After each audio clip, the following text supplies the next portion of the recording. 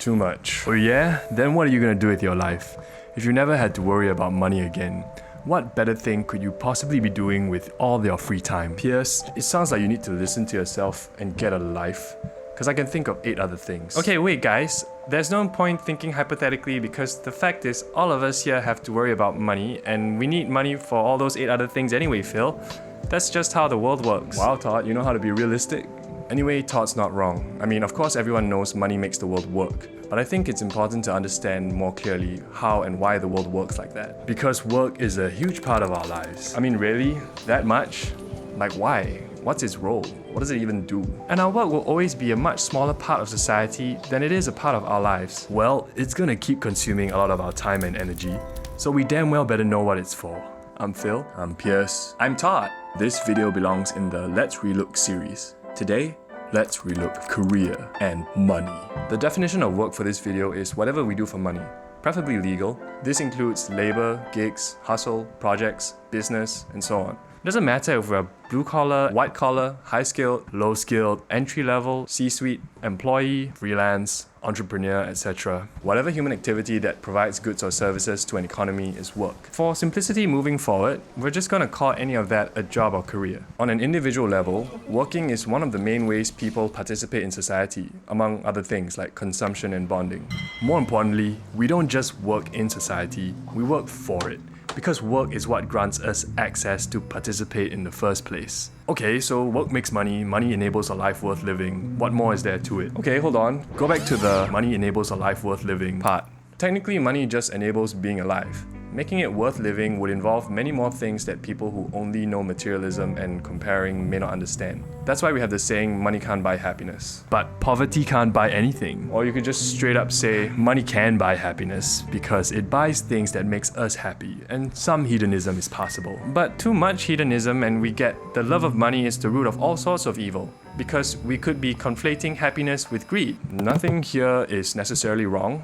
All these viewpoints about money should be able to coexist and maybe even fit together with a little unpacking.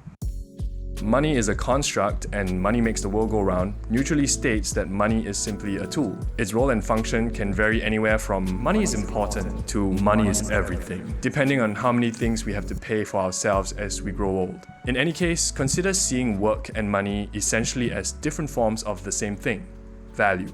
In physics, energy has different forms that it can convert to. For example, kinetic energy can become potential energy and vice versa. We can think of value like energy, where money and work are different forms of value. The value of labor can be converted into monetary value, and we can convert our monetary value into someone else's labor, and that includes the products of labor. So money was invented as a tool whose only use is to hold value in an easily transferable form. Why? To reliably propel cooperation and support in each other's interests, even if we're strangers who would otherwise have no reason to do so. Such structure has been core to our advancement and drives human life throughout the world. It can't be removed from modern humanity. At least in principle, money is basically converted work. If someone possesses money, it means work has already been done to make it. Some notes about that. Not all of a person's money is converted from their own work. There are ways we can obtain money made from other people's work. For example, through investments, founding businesses, generational wealth, charitable donations, etc. All money is converted from work, but not all work is converted from money. Money is an obvious, standardized form, recognized almost universally, representing the legitimate value of real human work that it can be converted into. On the other hand, the actual value of work itself is more subjective, debated, questioned, and negotiated.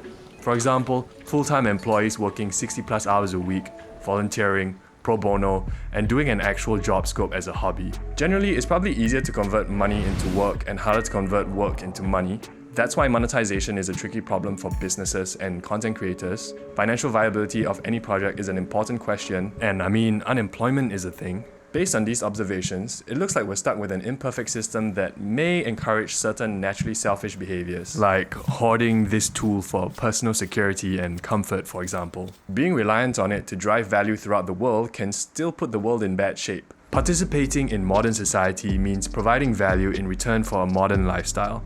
This is what's considered a normal life. The lowest acceptable definition must roughly meet two conditions. Shelter, a roof over our heads, water, electricity, bed or bed equivalent, sustenance, food on the table and in the fridge. Unfortunately, what this can end up looking like for some of us is having to give pretty much all our time and energy to work, sometimes overemployment, being anxious about performance, deadlines, and similarly stressful conditions, dealing with demotivating superiors, co-workers, clients, customers, people. All this just to make ends meet, stay afloat, or essentially be allowed access to shelter and sustenance. Don't worry, it can still get worse. By that we mean, even if almost all of us want to provide value to modern society may not have enough opportunities for everyone willing to participate.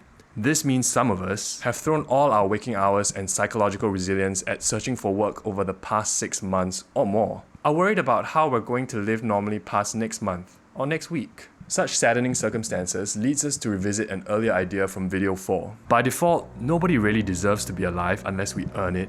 That's why it's called earning a living. So basically, no work, no life as a member of society. Since sustenance and shelter are the last two lines of defense protecting a normal life in a modern world, losing them would exile us to the fringes of society and beyond. Yes, that means homelessness.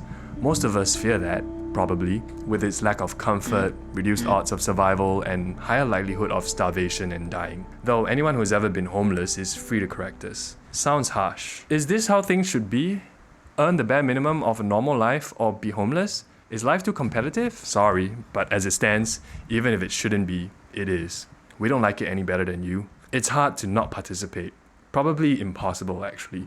It's not like we can just up and go to a jungle or mountain to join a tribe or a monastery. Not only might these communities have to rely on the rest of the world's modern economies nowadays, but even if they were still completely exempt, how many of us would choose this over our current modern lifestyle? And that's not even considering whether these communities would accept us in the first place, or what would happen if everybody tried to do the same thing. In fairness, it doesn't have to be full, all-out participation in the most densely populated environments or total, complete rejection of the prevailing societal norm. There are solutions in between if we are more flexible with our consumption habits, social circle, material desires, preferred level of urbanization. That said, whatever we choose, it will probably still involve a lot of work and money. After all, even basic sustenance and shelter is often priced higher than we might prefer. Of course, it's frustrating and unfortunate how difficult some of us have it in this current system of the world, but any sane person who fears pain can only reduce or avoid it by earning their life. Whether we're already stretched too thin or not, things almost never improve without us doing something different. Most of us would have a general idea of practical changes we can make. To name a few in roughly ascending difficulty, we could move to a cheaper place, a lower rent area, or back in with our parents or guardians, get a new job or role. Sometimes it could be just any job. Yeah, I know. Start a side hustle. No, but for real, it's a thing we could do. Shift to another industry, which would involve embarking on a whole upskilling journey, higher education, courses. Move to a different country, that's its own animal of big, difficult life choices. Okay, I know, these ideas suck, because there's nothing here y'all don't already know. Simple but not easy, right, Phil? Let's do more work after our jobs. Commit more resources, otherwise life won't improve. Of course, it's all easier said than done, but we have to do something, otherwise nothing will change. As for how to execute any of them, I'm sure there's already plenty of resources and detailed suggestions from proper career coaches and industry experts out there, not us. To make matters harder, as with anything in life, venturing into new territory always has risks. When we have the choice to change or stay the same, we're faced with a range of possibilities. Things could worsen if we take the risk and fail, worsen if we do nothing, stay the same if we do nothing, stay the same if we take the risk and succeed, and best of all, improve if we succeed. Clearly, the only outcome that matters is the last one, and that only happens as a function of extra effort, more work, and luck. How the world treats us as a result. While that luck part isn't exactly within our control, the idea of making our own luck usually involves working smart, being well connected, and constantly prepared for an opportunity, and that requires extra effort anyway. Make it less tiring. Work is a huge part of our lives. It has and will continue to consume so much of our time and energy. Effort is tiring, so it's perfectly human to feel drained from time to time. Rest recharges us, but if the toll work takes on our total capacity is always a lot, then rest might not be enough to keep us going. What then? Is the solution to just work less and rest more? For sure, if the situation allows it. But if it doesn't, We have to find some other way to counter the depletion of our energy. I mean, what's the role of work in our lives? Well, maybe we took it for granted, but as long as we are protected by the last two defenses of a modern life, and we have a functional brain and body, then we have things to be grateful for. It's not much, but we do. We can still exercise the full extent of our agency, which includes our intelligence, pattern recognition, and problem solving, in addition to our effort. This would be exactly what we've worked for so far, this self-preservation. And this clear appreciation for what we do have is supposed to counter how draining working for it feels. Some might feel this is being grateful for breadcrumbs, and as human beings, we deserve more than that. It almost sounds like you will own nothing and be happy. But we're not suggesting that. We don't even agree with that. Look at me. We do deserve more than food, shelter, and healthy bodies. We do. There is more to life than working for money to stay alive. At least 8 other things.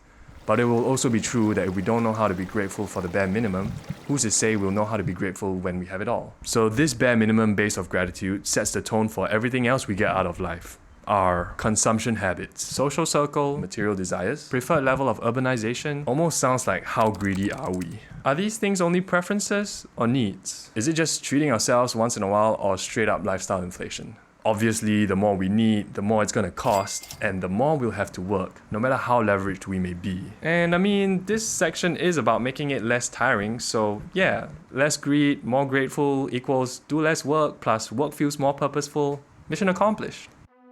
Right, as if the mission is so easy. Even at our maximum abilities, everything we do could still change nothing or even make things worse for ourselves. That may not be fair, but we don't really have much control over our external circumstances, let alone the clairvoyance to keep track of what's fair. Whatever happens, happens. We can only learn and adjust ourselves. As we live the rest of our lives exercising the full extent of our agency, we have to watch out for the times we'll think things are unfair. It's powerfully demotivating and fights head-to-head against our heightened appreciation and purposefulness. If it wins, working becomes more draining again. So the better we know what all our effort is for, the stronger our resolve, which determines how unaffected we are by unfairness. One last thing, eventually we will age to the point of being unable to work anymore. If we never manage to build the wealth needed to keep a roof over our head and food on the table after our brain and body are no longer functional enough, then we don't have to be thankful anymore. At that point, our life might as well be lost. We could do everything right and still lose. But if we did everything we could, then that could be the only win that matters. Best before dead. Here at LTAp, we make content about what it means to live well, as a kind of answer to everything. There could be billions of different interpretations to this, since ultimately everybody gets to decide for themselves individually. But if you're interested in our suggestions, you could stick around with us. We have a lot to answer. For a friend.